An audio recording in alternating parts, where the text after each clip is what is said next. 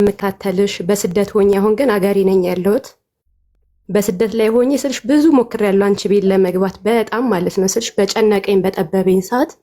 አሁን ላይ ግን እግዚአብሔር ይመስገን ጥሩ ነገር ላይ ነው ያለሁትኝ እና የዛሬ 14 ዓመት የነበረ ታሪክ ነው የምነግርሽ። እና የዛሬ 14 ዓመት እኔ እድሜን በስደት ነው ያሳለፍኩትኝ እና የዛሬ 14 ዓመት ላይ ፍቅረኛ ነበረኝና እሱ የክፍለ ሀገር ልጅ ነው። አረብ ሀገር ለመሄድ ብዬ መስተንግዶ በምሰራ ሰዓት ነበር ከሱ ጋር የተዋወቅ ነውና ከሱ ጋር የህይወት ታሪክ ጀመርን። በመሃል ወደ ስደት ሄድኩኝ። ከዛ ወደ ስደት ሲሄድ እኔና የሱ ነገር አበቃ። ድጋሚ ከ4 ዓመት ከምናምን በኋላ ድጋሚ ተገናኘን ከሱ ጋር። ባጭር ቅስፈት ውስጥ አብረን ለመኖር ወሰንን። እኔ አዲስ አበባ ልጅ ነኝ፣ እሱ የክፍለ ሀገር ልጅ ነውና አብረን መኖር ጀመርን። ልጅ እንደወልድለት ነበር ፍላጎት የነበረው። ከዛ አንድም ልጅ ወለድን። አብረን እየኖርን እያለ በመሃል እሱ በአደጋ ምክንያት አረፈብኝ ባለኝ ማለት ነውና ያኔ እሱ ሲሞት ልጅ 1 ዓመት ከምናምን ነበረች። እዛ ምኖር የነበረው እሱም ብዬ ነበር እዛ ሀገር ድረስ የሄድኩትኝ። ሀገሩ ያኔ አልነበረምና እሱ ከሞተ በኋላ በቃ ቤተሰቦቼ ጋር አንፈልግም እያሉኝ ነበር እሱም ብዬ ገባሁትና ብዙ ነገር መስዋዕትነት ከፈልኩኝ። ከዛም በቃ ቤተሰቦቼ ጋር ማራጭ ስላጣሁኝ በቃ እንዲወስዱኝ ከነ ልጄ እንዲወስዱኝ ብዬ ደወልኩላቸው። እናቴ ስለሆነች ምንም ሳታንገራግር መጣች እዛ። በዛ ሰዓት ሁሉም ነገር የነበረው በሱ ነበረ። እሱም ብዬ ነው እዛ ሀገር የሄድኩት። ለኔ ብዙ ነገር ሆኖልኛል። በቃ እንድቀየር ልጅነቴን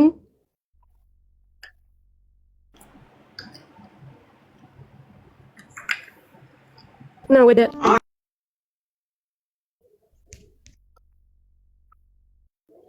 ይቅርታ ሀቡዬ ስልክ ገብቶብኝ ነው በመሃል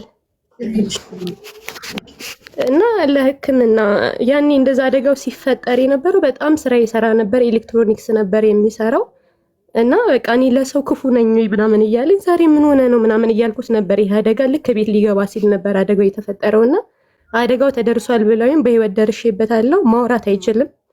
የመጨረሻ ጊዜ ህይወቱ ስትወጣ በቃ በስሜ ያለውን ነገር በሙሉ ለልጄ አደራ ብሎኝ ነበር ነፍስ ይወጣችሁ እና እችን ቃል ብቻ ነበር የነበረኝ። በመሃል በዛ ሀገር ላይ ሁሉም ቤተሰቦቹ እኔን ከዱኝ። በቃ ልጅም የለውም ሚስትም የለውም ብለው ከዱኝ።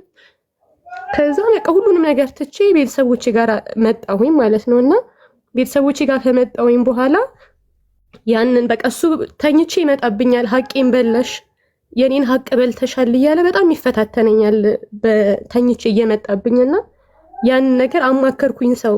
ለምን የሱን ሀቅ ብታው ለልጄ ማድረግ ባልችል የሱ ሀቅ አያስተኛኝም አያሳድረኝም ብዬ ሰው አማከርኩኝና ከጎኔ ማንም አልነበረኝም። ብር የለኝም።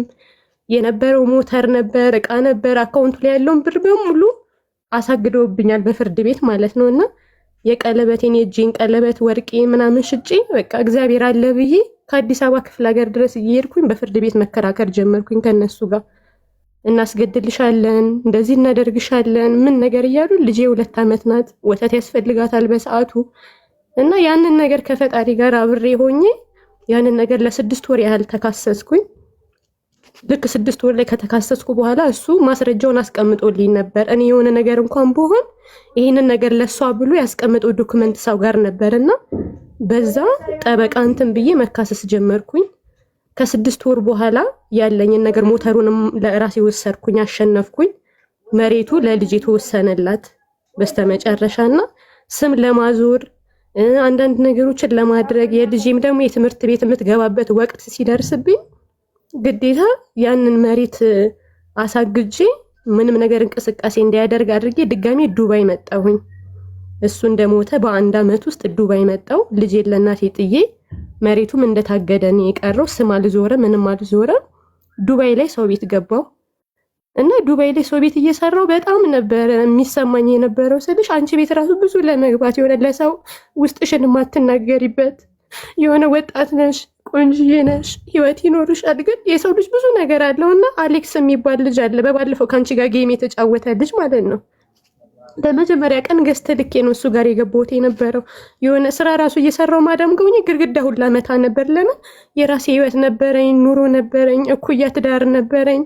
ከስደት አውጥቶ ትዳር ሰጠኝ።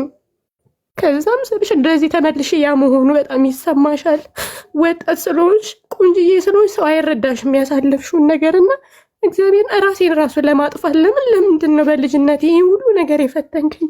ለልጄም ቢሆን ደግሞ ስልሽ ስጋን ዘመድን የመሰለ ነገር የለም። እኔ መጥፎ ሴት ብሆን ዱርዬ ሴት ብሆን እንኳን ይሄ ነገር ለልጅቷ ይገባታል።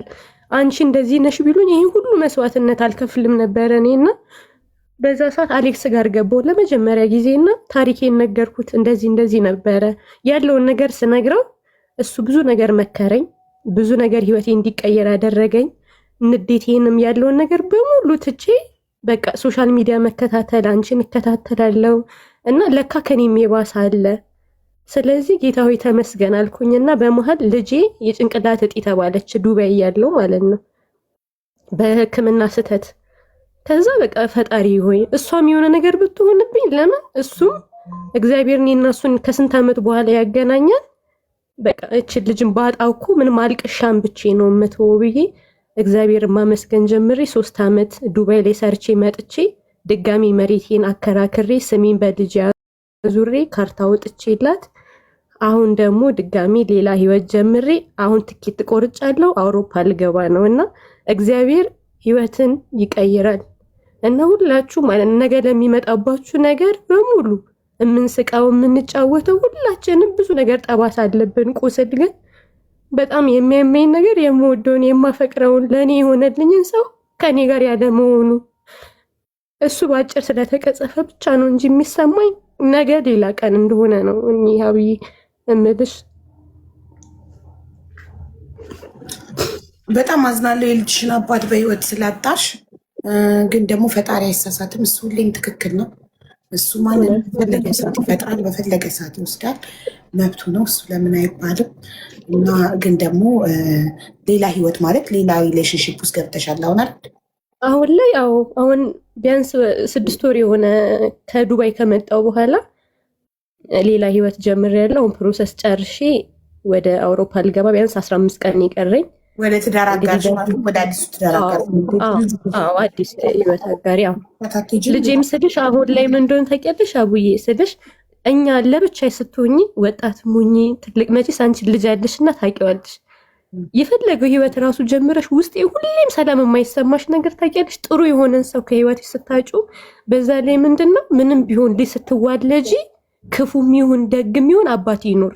ገባሽ? አባት ለምን ልጄ እኔ ዱባይ እያለሁኝ የምታውቀው አባት እንዳላት ነው የምታውቀው። እሷን የአዲስ አበባ መጣኋትኝና ክፍለ ሀገር ስትሄድ አባቷን እንደምታገኘው ነው እስካሁን ድረስ የምታውቀው ማለት ነው። እና በቃ ያ ነገር ይሰማኛል። ገባሽ? በጣም ይሰማኛል። ግን ያው እግዚአብሔር የፈቀደውን የወደደውን አደረገ። በቁም ያለ ሰው ሴቶች አብሶ ተስፋ አትቁረጡ። በህይወታችሁ ለሚመጣባችሁ ነገር ማሪ የኔ ጥያቄ ነበር ልጅ ይዘሻት ነው ወይ የምትሄጂው ወይስ ያው እኔ ከሄድኩ በኋላ ነው የምወስዳት? ኦኬ ሄደሽ ከዛ በኋላ ነው የምትወስጃት? አዎ ከዛ በኋላ የምትወስጃት? አዎ ጥሩ። ቶሎ እንደሄድሽ ወልደሽ ምናምን በሌላ ልጅ ቢዚ ሆነሽ እንዳትረሻት አደራሽን። አይ እንደዛ እንኳን ቅድሚያ የምኖረው ለእሷ ነው። በይዘዌ የመጀመሪያ ናት። ብዙ ነገር ያየሁባት ናት። ጀግና ተስፋ እንዳለው ቆርጥ ያደረገች ናት። ስለዚህ ያው ቅድሚያ የምኖረው ለእሷ ነው። ስንት ዓመቷ ነው? 8 ዓመቷ ነው። 8 ዓመት ሙሉ አባቷ በህይወት እንደሌለ አልነገርሻት? አታውቅም። ለምን ሲሞት የሁለት እኔ እንጃ ብዬ የሚጨንቅሽ ነገር አለ አይደለ? አሁን በቅርብ ራሱ ማለት ነው መሬቱን ለማስተካከል ሳይካትሪስት አማክሪና ከኢትዮጵያ ሳትወጪ አሁን የስነ ልቦና ሐኪም አማክሪና ወይ ከስነ ልቦና ሐኪም ጋር አብረሽ ሆነሽ አሳውቂያት። ማወቅ አለባት፣ የማወቅ መብት አላት። አዎ እና ምን እንደሆነ ታውቂያለሽ? አሁን ልክ ስመጣ እናቴ ጋር ጥያት ስለነበር የሄድኩት ምንድን መሰለሽ የምታስበው አባቴ ስትላት አይ እናቴ ስትመጣ ነው የምታገናኝሽ ትላታለች፣ ነፍስ ስታቅ ማለት ነው። እና እኔ ስመጣ ካልወሰድሽኝ አለችኝ እና ትምህርት አስፈቅጄ ወሰድኳት እዛ ክፍለ ሀገር። ልክ እዛ ስወስዳት ሰዎችን ትጠይቃለች። አባቴት ነው ያለው፣ አባቴን አገናኙኝ፣ አባቴን ፈልጌ ነው የመጣሁት። እና እንደዚህ ብለሽ ለመናገር እናት ሆነሽ በጣም ነው የሚከብደው ስልሽ፣ ወይ በራሷ ሰዓት ነፍስ ስታቅ ትወቀው ስልሽ አማክራለሁ ሰውን ድንገራት ወይ ብቻ የሆነ እናት ሆነሽ ይከብዳል። አታማክሪ፣ የስነ ልቦና ሐኪም አማክሪ። እሺ አብዬ እሺ አደርጋለሁ። እሺ እናቴ እናመሰግናለን። መንገድሽ ይሳካ፣ ያማረ ጥሩ ህይወት ይሁንልሽ የኔ ውድ። እና ሀቡዬ አንቺ የምትሰሪው ስራ እግዚአብሔርን ዛሬ ላይ እንደዚህ ሆኜ እንደማወራው እንዳይመስልሽ ስልሽ በጣም የሆነ ተስፋ በጣም እንቆርጣለን በህይወታችን። ሶሻል ሚዲያ ማለት ነው የሰውን ታሪክ ግዴታ ገዝተ ላይ መግባት ሳይሆን ከታች ሆነሽ የምታዳምጩ ነገር ማለት ነው።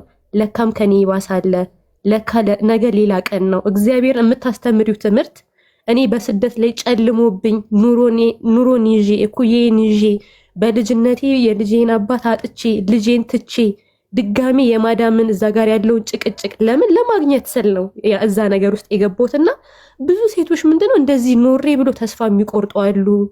ስለዚህ አንዳንዴ ገስት ራሱ ሳይገቡ ከአንቺ ህይወት ብዙ ከሌላ ሰው ህይወት ብዙ የሚማሩ ሰዎች አሉና ቀጥይበት። በጣም ነው የምወድሽ፣ በጣም ነው የማከብርሽ የኔ እናት። በጣም አመሰግናለሁ። በጣም ደስ ብሎኛል ዛሬ ላይ የተሻለ ቦታ ስላለሽ። ፈጣሪ አሁንም በመንገድሽ ይከተልሽና ህይወትሽን ያቅናልሽ። አዲሱ ህይወትሽ ያማረ ይሁን። አሜን። የኔ ውድ እንግዲህ ሌላ ጊዜ ደግሞ በሰፊው እገባለሁ። የኔ እናት ልጄን ያመጣኋት ታስታውሳላችሁ? የዛኔ ትነግሪናለሽ። እና ሁሉም ነገር ለበጎ ነው። እግዚአብሔርም ብዙ ጊዜ ሞክር ነበር በፊት አንቺ ጋር ለመግባት ስልሽ በጣም በከፋኝ። እኔ እንጃ ምን ብዬ ልንገርሻ ብዬ መቤቴን የሆነ በቃ አለም ጭልም ባለብኝ ሰዓት ታውቂያለሽ። ግን በቃ እኔ እጮታለሁ፣ ስቃለሁ። ገና አሁንም ወጣት ነኝ። እንደዚህ አይነት ነገር አሁን ገብቼ ስላወራው እንጂ እንደዚህ አይነት ልጅ ናት ብሎ የሚያስብ ሰው ማንም የለም። ግን አሌክሶ እግዚአብሔር ይስጥ የሆነ የራሴን ፎቶ ባይኖረኝም ገብቼ ከአንቺ ጋርም በቃ ማዳም ቤት ሆኜ ኤርፎን ሰክቼ በጣም አዳምጥሽ ነበር። ከኔም የባሰ ብዙ ታሪክ ያላቸው ሰዎች አሉ እና የሆነ ካለሽበት ነገር ትረጋጊያለሽ። ለካ ከኔም የባሰ ነገር አለ። ቆይ ብለሽ እንድበረቺ እግዚአብሔር እኔ ሶሻል ሚዲያ ነው ህይወቴን የቀየረኝ። የሰው ታሪክ እየሰማው እንድበረታ የባሌን ነገር መስመር እንዳስይዝ ነገ ለልጄ እንድኖርላት ደህና ሆኜ ለልጄ መኖር እንዳለብኝ ስልሽ ከሰው ህይወት ነው ብዙ ነገር የተማርኩትና ኑሪ ይለኝ የኔ እናት። በጣም ነው የምወድሽ። ሰላም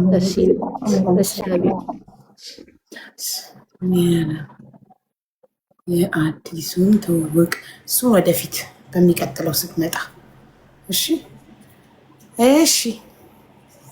መጨረሻ ያማረ ታሪክ ስንሰማ ደስ አይላችሁ?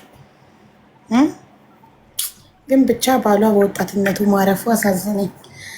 ግን ደግሞ ፈጣሪ ይሳሳትን። በቃ ግን ጥሩ ሳይበረክት እርሟን ሴት ልጅ ጥሩ ባል ካገኘች እድሜው አጭር ነው። ሴት ልጅ እርሟን የሚያስደስት ባል ጥሩ ባል ካገኘች ወይ በበሽታ ወይ በአደጋ ህይወቱ ይቀጠፋል። ሲያሳዝን።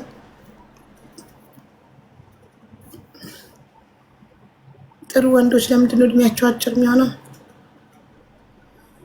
እስኪ ይሄኛውን ጥሩ ያርግላት ፈጣሪ። ይሄኛውንም ጥሩ አርጎ ይካሳት። ያንን ወሰደባት።